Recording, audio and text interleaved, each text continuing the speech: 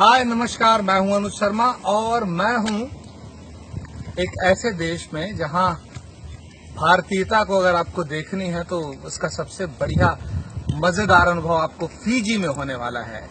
प्रशांत महासागर के बीच और दुनिया के अंतिम छोर पर एक छोटा सा टापू या एक छोटा सा द्वीप जो एक देश है जिसकी आबादी जिस शहर में मैं रहता हूं रायपुर उसकी आधी है, लेकिन 333 इस पूरे देश में द्वीप है जिसमें 106 में लोग रहते हैं। और ऐसे ही वहाँ के सबसे बड़े द्वीप में जहाँ पर सबसे महत्वपूर्ण जो पॉपुलेशन है 87% जो यहाँ की जनता है वो सिर्फ 2 टापुओं में रहती है।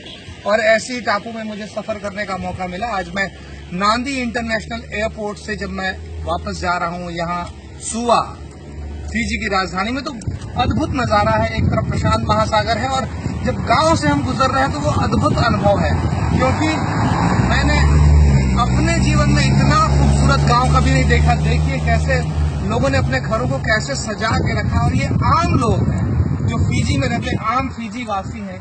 और इन फिजी वासियों में लगभग 40% हिंदुस्तानी मूल के लोग हैं, भारतीय मूल के लोग हैं। देखिए कैसा उन्होंने सजा के रखा हुआ है। यहाँ की सड़कें हैं और छोटे छोटे मकान हैं। छोटे छोटे मकानों के सामने उन्होंने प्लांटेशन कर रखा है। इस तरह से उन्होंने पौधे लगाए हैं, पेड़ पौधे लगाए हैं और पूरे अपने गांव को खूबसूरत बनाया है इन्होंने।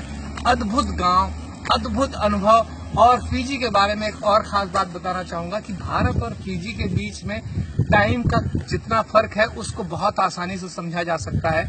अगर आप अपनी घड़ी को यूं सीधा रखें, अगर आप हिंदुस्तान में, तो इस घड़ी को उल्टा कर दीजिए तो जितने बजे होंगे उतना ही समय का फर्क दोनों देशों में है। कितना गहरा संबंध है और कितना इत्तेफाक है कि हिंदुस्तानी मूल के इतने सारे लोग यहाँ रहते हैं। एक फिजियन बच्चा यहाँ गुजर रहा है।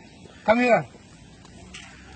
ये आम फिजी वासी बच्चों में से एक बच्चा और ये इनका गांव माताकुला इस गांव का नाम है और यहाँ का ये बच्चा है। और हिंदुस्तानी लोग यहाँ हिंदी बोलते हैं और वो हिंदी उसकी कहानी अगले एपिसोड में। Bye bye.